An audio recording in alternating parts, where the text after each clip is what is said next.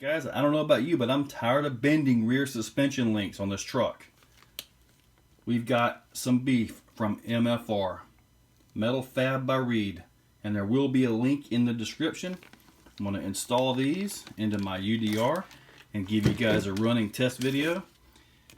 These are some instructions that come with it, so I'm going to follow these instructions exactly how they are and start getting these things installed. To install these links, I'm going to remove the body and show you where every bolt is that you have to remove. To remove the body, there are 12 screws. You have 1, 2, 3, 4, 5, 6, and then the same 6 on the other side. And it uses a 2mm wrench. Take those off, then you can worm it around the front bumper there. To get to the rear chassis upper link mounts, you got to remove these 3 screws right here for this rearmost chassis plate, and it is a 2mm hex wrench. With that panel removed, you have access to the top chassis upper link mounts and the bottom chassis mounts. You can just simply push this up and get to that. These take a 2.5mm hex wrench. To finish removing the rear arms, you got to remove these 2 screws. Those are 2mm hex wrench. And that bolt right there, which is a 2.5mm hex wrench. Same on both sides. Top links at the axle mount are right there, and they take a 2.5mm hex wrench. After you've taken out a small pile of screws, you have all your link arms off. And as you can see, I was real close to failure. These things are not straight. Both of them were about to fail in the same position, same spot. So I was getting close to breaking the heck out of these. Here are the top links right here. As you can see, nothing is straight. I have straightened these links probably 20 times. They just are not very good. And every time I would side hit, guarantee you the compression side will be bent. I just bend it back right in the truck.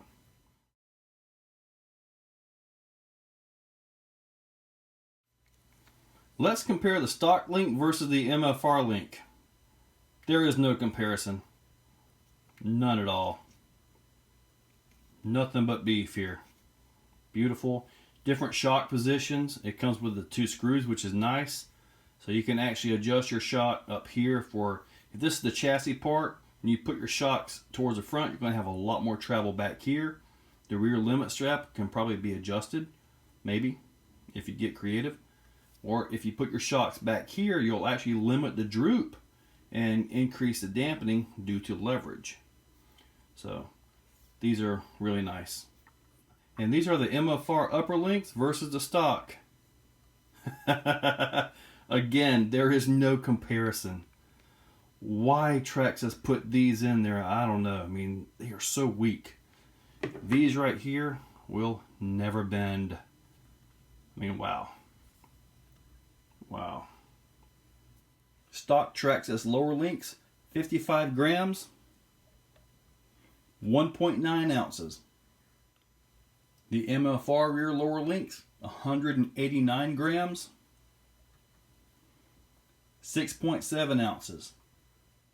The stock Traxxas rear upper links, 54 grams, 1.9 ounce. The MFR rear upper links, 91 grams, 3.2 ounces. The stock Traxxas lower and upper links, 109 grams, 3.8 ounces. The MFR upper and lower links, 280 grams, 9.9 ounces. The Traxxas balls for these links, 21 grams, 0.7 ounces.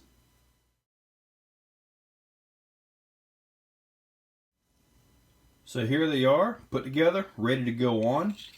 The balls are stiff. They do move, which is actually going to break in pretty nice. You may notice the suspension be a little bit stiff at first, but they'll break in and flow nice and keep the tolerances a lot better than if they were loose from the factory. Now, I did use these instructions. I actually went through the heating process. I brought the water in a small pot to a simmer, and then I just put one end into the pot and for 5 minutes. And during that process, I set the ends up, the ball ends. I just put a little bit of Dynalube on there, and they pushed right in nice and easy. I mean, really nice. So this process absolutely works, and as you can see, they will be very tight at first, but will break in quickly. Yep. And there's the website, or the Facebook site for them right there if you have any questions. Now it's time to get these things installed into the truck. Wow. Awesome beef. Here's the side angle. Looks really good. Notice I've got the shocks in different places. I'm going to get into that in just a minute, show you guys a few things. But wow, lots of beef here. Looking forward to jumping this thing. So in case you're wondering how the battery cover fits, let's put it in.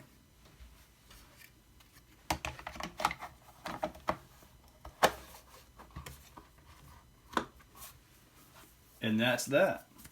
Now with the battery in, of course it's a little more difficult because you have the wires, but it fits. Everything clears perfectly. Fits right in there. So for this portion of the video, we're going to look at leverages and how they work and how they affect the truck. I'm not a suspension pro. I built a few things myself, driven in them, actually, done it for real. But I'm not a pro. So this is open to interpretation. Now, you've got the shocks to the forwardmost position. This puts them close to this point in the arc, or the pivot point. So with that being right here, you have all this distance back here. So this is least effective at this point. You can get the most travel right here, but the limit strap is going to limit you. And if you go too far, I've had this happen, this will actually invert and go backwards. At that point, your truck's going to handle really bad. So basically, the stock holes are these guys right here.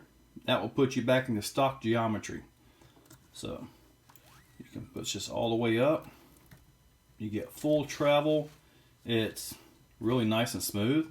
However, the shocks have the least amount of effect at the axle. You'll also probably have to adjust your spring way down here to even hold the truck up due to the leverages.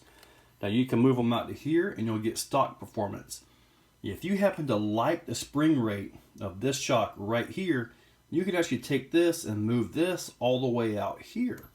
This will shorten the droop. It'll give you a little more dampening due to leverages, because now you're talking this and this versus that. So there's a lot of adjustment here, and in the end, it's going to end up becoming, or end up being set the way you want it to be. If you want to jump big, I'd probably move them towards the outside. And that way you have more of a shock advantage onto the axle. And I'm going to go ahead and adjust these shocks and show you the differences. So at this point, you're going to get the same spring rate you had before, but with more dampening, basically due to leverage. You're also going to end up with less travel. See how this is not so close to actually coming down here and going inverted. So this may actually be a better setup for a track. So at this point, you're going to have more dampening at the back, more spring rate at the back, and that helps hold your chassis up. And it's all due to leverage, because now you got this much space right here versus that much space there. So yeah, all I know to tell you is give your truck a drive and see what you like. I'm fixing to take this thing outside and actually see if we can see a difference.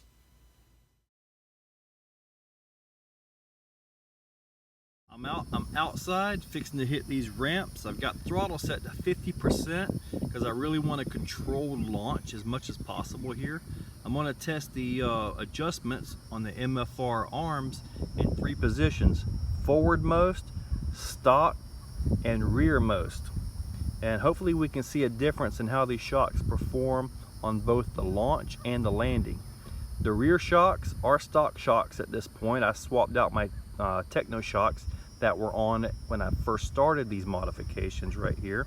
So it does have stock shocks front and back. The rear shocks have 75 weight oil in them, and the fronts have 60 weight oil in them. So it definitely has a little more dampening than a stock truck. And that's because I like to jump stuff. So anyway, let's go ahead and hit these ramps and see what we get.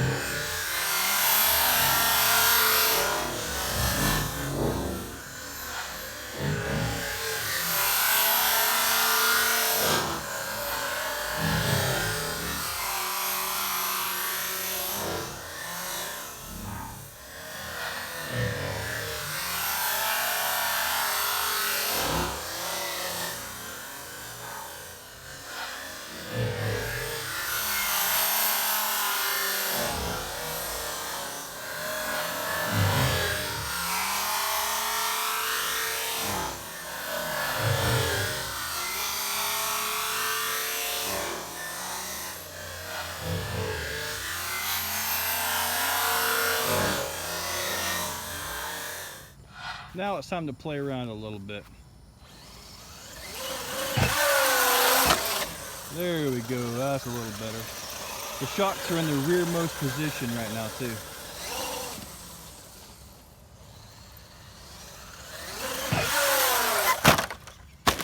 That would have bent a rear upper link, guaranteed. No more bending. I like it. Now let's see if I can get lucky and get that driving one-handed.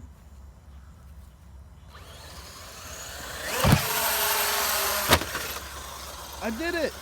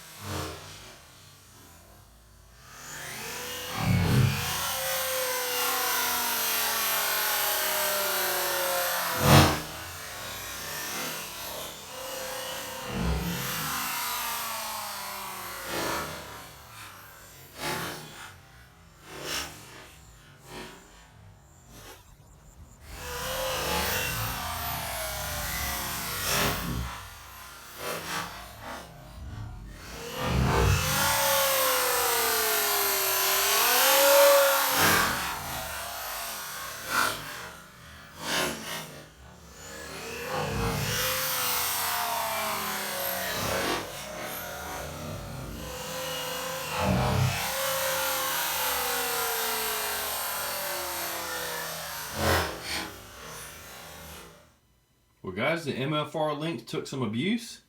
Nothing bent, nothing broke. I'm happy with these links. They look good, they're nice and shiny, and they're just never going to fail. I mean, it would take one heck of a hit to even break one of these rod ends. I mean, there's a lot of beef there, guys. I like them. Can't wait to get more time on this. Put the sand tires on, go hit some sand hills, and just beat the crap out of it. Thanks for watching, guys.